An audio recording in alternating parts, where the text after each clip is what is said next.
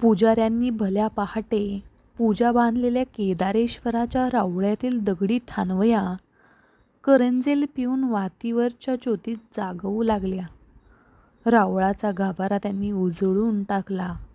पुरंदराच्या बालेकिल्ल्यातील राणीवंशाच्या दरुणी महालात मात्र रोजाना चालायचा तसा कुणबिलींचा कुजबुजता राबता सुरू झाला नव्हता. दरुणी महालातील बाळंतीच्या अंधेरी दालनाचा दरवाजा अजून बंदच होता. त्या मिटल्या दरवाजासमोर परसबंदीवरून एक उतारवयाकडे झुकवा झालेली स्त्री खानदान अस्वस्थपणे चिंतागत जडावलेल्या एरझारा घेत होती.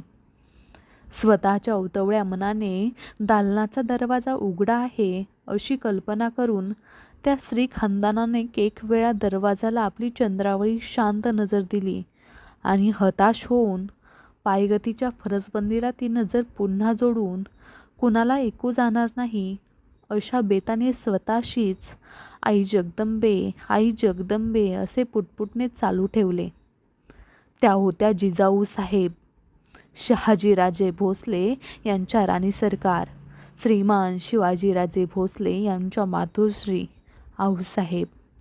भोसले कुळीचा पवित्र मंगल कुंकूर करंड जगदंबेला स्त्री जातीच्या रूपात पडलेले सर्वात गोमटे स्वप्न. उत्तर रात्रीपासून जिजाऊ त्या मिटल्या दरवाजासमोर अशाच एरझारा घेत होत्या. त्यांच्या शेजारी 10-12 हाताचा पल्ला राखून पुरंदरचे किल्लेदार नेताजी पालकर एका दगडी जोत्यावर बसले होते. उकिडव्या बसलेल्या नेताजीरावांनी आपल्या गुडघ्यांना हाताचा वेढा भरला होता. रात्रभर ताटकळत खड्या असलेल्या नेताजीरावांना शेवटी आऊसाहेबांनीच एका जागी निवांत बसायला सांगितले आणि स्वतः गडवाऱ्याच्या थंड झगमकीबरोबर केव्हा डुलका लागला तेच नेताजीरावांना कळले नाही. त्यांच्या डोईवरची कणिकदार मावळी पगडी मात्र त्या डुलक्याला हुलकावणी देत मोठ्या तालेवारीने आपला तोल त्यांच्या गरगरीत शिरावर सिताप सावरीत होती. मर्दाची झोप नाहीतरी चटक्या अंगाचीच असते. दरुणी महालावरचा रोशन नाईक आला. जिजाऊंना बघताच अदबमुजरा घालून कोनाड्यात निसूर झालेल्या मशाली पटापट उतरवून हलक्या कदमांनी निघून गेले. दिवस चांगला 1.5 कासरा धावणी घेऊन वर चढला. महालाच्या महिरूपीतून उतरलेल्या किरणांनी मध्यभागीच्या बिछाईतीवर मनाजोगा ऐसपैस प्रकाश मांडला. मातोश्री जिजाऊ पुरत्या फिकीरमंद झाल्या. चिंतागत फेऱ्या घेऊन त्यांनी पायांना थकव्याचे कड आले होते. त्याहून अधिक काळजीचे कड त्यांच्या उरात दाटले होते. एकाएकी दालनाचा दरवाजा कुसवात कुरकुरला. आऊसाहेब बिगी दरवाजाच्या रोखाने पुढे सरशा झाल्या. उरातल्या सगळ्या आऊपणानं त्यांच्या कानात जमाव केला. अनेक सवाल डोळ्यात खडे ठाकले. दरवाजा पुरता उघडला गेला. मागून बसके राजस रडणे धावणी घेत कानी आले. उघडल्या दरवाजात मध्यम वयाची कसबी सुई गोजाक्का कंबरेत वाकून उभी होती. आपले अश्रूच ओले हात जिजाऊंच्या नजरेला पडू नयेत म्हणून मनगटे कंबरेत टेकवून तिने पाठीशी उरफाटे फिरवले होते. तापल्या दुधावर दाट साय जमून यावी तसे नितळ हसू तिच्या मुखड्यावर खुल्ले झाले.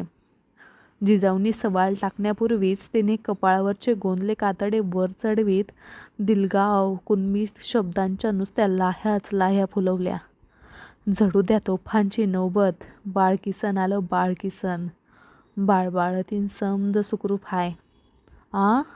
बाळराज म्हणत नेताजीरावांनी जोत्यावरून खाली चटकी छलांग घेतली.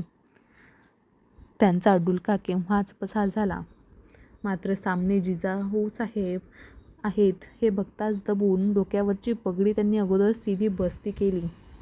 मासाहेबांना मुजरा घालीतच ते म्हणाले, बुरजारावरच्या भांड्यासनी बत्ती देतो आऊसाहेब.